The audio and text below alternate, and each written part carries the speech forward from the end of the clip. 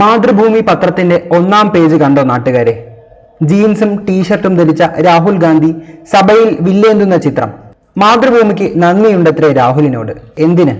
ഹിന്ദുക്കൾക്ക് പവിത്രമായ പരമശിവന്റെ ഫോട്ടോ സഭയിൽ കൊണ്ട് പ്രദർശിപ്പിച്ച് തങ്ങളുടെ രാഷ്ട്രീയ പ്രചരണത്തിന്റെ ആയുധമാക്കിയതിനും. മറ്റേതെങ്കിലും മതത്തിന്റെ പ്രതീകങ്ങളെ കൊണ്ടുവന്ന് അതിന്റെ അനുയായികളെ ഇങ്ങനെ വിമർശിക്കാൻ നിങ്ങൾക്ക് കഴിയുമോ?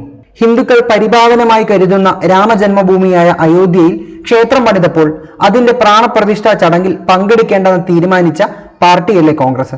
അതിനെയൊന്നും വിമർശിക്കാത്ത മാതൃഭൂമി ഒന്നാം പേജിൽ ചിത്രസഹിതം വാർത്ത കൊടുത്തത് ആരെ പ്രീണിപ്പിക്കാനാണ്?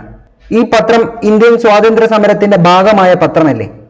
എന്നിട്ട് അടിയന്തരാവസ്ഥയിൽ സെൻസർഷിപ്പ് ഏർപ്പെടുത്തിയപ്പോൾ അതിനെതിരെ പോരാടിയ ജയപ്രകാശ് നാരായണനോടും അദ്വാനിയോടും വാജ്പേയിയോടുമൊക്കെ നന്ദി ജെ പി, നന്ദി വാജ്പേയി എന്നെഴുതാൻ നിങ്ങൾക്ക് ധൈര്യമുണ്ടായിരുന്നുവോ?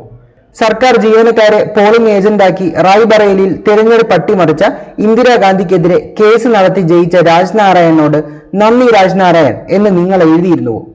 ഒരു പത്രം ഒന്നാം പേജിൽ ഇങ്ങനെ അഭിപ്രായ പ്രകടനം നടത്താമോ? ഏത് ധാർമ്മികതയുടെ അടിസ്ഥാനത്തിലാണ് നാളെ നിങ്ങൾ വാർത്തകൾ ചെയ്യാൻ പോകുന്നത്? ഒരു വർഷം 116 കോടിയിലധികം പിരിച്ചെന്ന് ഇലക്ഷൻ കമ്മീഷൻ കണക്ക് കൊടുത്ത കോൺഗ്രസ് അതിലെ 86 കോടിയും രാഹുലിന്റെ ജോഡോ യാത്രയ്ക്കായാണ് ചെലവഴിച്ചത്. അവർ തന്നെ കൊടുത്ത കണക്കുകളിൽ നിന്ന് വ്യക്തമാണിത്. ഇന്ദിരയുടെ കൊച്ചുമകനെന്ന യോഗ്യത മാത്രമുള്ള രാഹുലിനെ പ്രൊജക്ട് ചെയ്യാനുള്ള ഉദ്യമങ്ങൾ 8-9 തവണ ഇന്ത്യയിൽ നടന്നിട്ടുണ്ട്. അതിനായി കോടികൾ പിരിച്ചിട്ടുമുണ്ട്.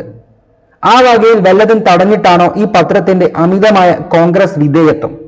ഇന്ദിരാഗാന്ധിയെ ഇന്ത്യയിലെ ജനത ആദ്യമായി അധികാരത്തിൽ നിന്ന് പുറന്തള്ളിയപ്പോഴും കോൺഗ്രസിന് 154 സീറ്റാണ് ലോക്സഭയിൽ കിട്ടിയത്. ഇത്തവണ കിട്ടിയത് 99. അതും DMK, Muslim League, RJD, SP, CPM, NCP, വർഗീയ പാർട്ടി എന്ന് നിങ്ങൾ വിശേഷിപ്പിക്കുന്ന ശിവസേന തുടങ്ങിയ പാർട്ടികളുടെ സഹായത്തോടെയും. എന്നിട്ടും രാഹുൽ മോനെ ബിംബവൽക്കരിക്കാൻ മാതൃഭൂമി നടത്തിയ ശ്രമം ജുഗുപ്സാവഹമാണ്. ഭരണഘടനയ്ക്കെതിരെ ആസൂത്രിത അക്രമം നടത്തുകയാണെന്ന് രാഹുൽ ഗാന്ധി ആരോപിച്ചെന്നാണ് മാതൃഭൂമി പറയുന്നത്. ഇന്ദിരാഗാന്ധിയുടെ തെരഞ്ഞെടുപ്പ് അസാധുവാക്കിയ അലഹബാദ് ഹൈക്കോടതി വിധിക്കെതിരെയുള്ള അപ്പീൽ സുപ്രീം കോടതി പരിഗണിക്കുമ്പോൾ അതിന് കോടതിക്ക് അധികാരമില്ലെന്ന് സ്ഥാപിക്കാൻ 4 ദിവസം കൊണ്ട് 39ാം ഭരണഘടനാ ഭേദഗതി കൊണ്ടുവന്ന ആളാണ് ഇന്ദിര, അതായത് രാഹുലിന്റെ മുത്തശ്ശി. ഭരണഘടന മുൻകാല പ്രാബല്യത്തിൽ ഭേദഗതി ചെയ്യുന്നു എന്ന് കേട്ടതോടെ ബ്രിട്ടീഷ് ഭരണഘടനയുടെ സ്ഥാപകരായ ഇംഗ്ലീഷുകാർ പോലും ഞെട്ടിക്കാണും. പ്രസിഡന്റ്, വൈസ് പ്രസിഡന്റ്, പ്രധാനമന്ത്രി, സ്പീക്കർ എന്നിവരുടെ തിരഞ്ഞെടുപ്പ് ചോദ്യം ചെയ്യാൻ കോടതിക്ക് അധികാരമില്ലെന്ന് സ്ഥാപിക്കാനായിരുന്നു ഈ ഭരണഘടനാ ഭേദഗതി. ഒരു ദിവസം ലോക്സഭയിൽ, തൊട്ടടുത്ത ദിവസം രാജ്യസഭയിൽ, 3-ാം ദിവസം സംസ്ഥാന നിയമസഭകളിൽ, അടുത്ത ദിവസം രാഷ്ട്രപതിയുടെ അനുമതി.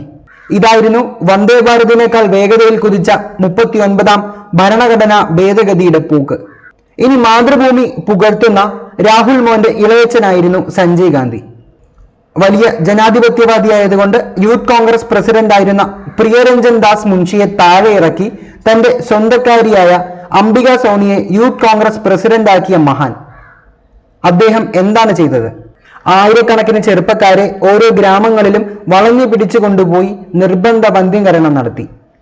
ഓൾഡ് ഡൽഹിയിലെ ജുമാ മസ്ജിദിനടുത്ത് തുർക്ക്മാന ഗേറ്റിലെ 100 കണക്കിന് മുസ്ലിം ചെറുപ്പക്കാരെ പിടിച്ചു കൊണ്ടുപോയി നിർബന്ധ വന്ധ്യംകരണം നടത്തി. നമ്മുടെ ജനതയ്ക്ക് ആത്മാഭിമാനം ഉണ്ടായിരുന്നുവെങ്കിൽ ഇവർ ചെയ്ത നരഹത്യയ്ക്ക് 4 തലമുറ വരെയെങ്കിലും ശിക്ഷയ്ക്ക് വിധേയരാക്കേണ്ടതായിരുന്നു. പക്ഷേ അവരെയൊക്കെ പൂവിട്ട് പൂജിക്കുകയായിരുന്നു ചെയ്തുകൊണ്ടിരിക്കുന്നത്. തുർക്ക്മാൻ ഗേറ്റിലെ കൂട്ടക്കുരുതിക്ക് നന്ദി സഞ്ജയ് എന്ന് മാതൃഭൂമി ഒന്നാം പേജിൽ വെണ്ടക്ക അക്ഷരത്തിൽ എഴുതിയിരുന്നുവോ? എന്തിനധികം പിറകോട്ടു പോകുന്നു? 84-ൽ ഡൽഹിയിൽ സിഖുകാരെ കൂട്ടക്കൊല ചെയ്ത രാജീവിന്റെ സുഹൃത്തുക്കളായ ജഗദീഷ് ചെറ്റലർക്കും അനുയായികൾക്കും മാതൃഭൂമി നന്ദി രാജീവ് എന്ന് പറഞ്ഞിരുന്നുവോ? കൊണ്ടിരത്തോളം കൊണ്ടുമതിയായി. മാതൃഭൂമി എന്ന പേര് ഒരു രാജ്യത്തോടുള്ള മമതയുടെ വികാര പ്രകടനമാണ്. ആ പേര് നിങ്ങൾക്ക് ഉപയോഗിക്കാൻ അർഹതയില്ല. മറിച്ച് വല്ല രാഹുൽ വാണി എന്നോ ഉപയോഗിക്കുന്നതായിരിക്കും നല്ലത്.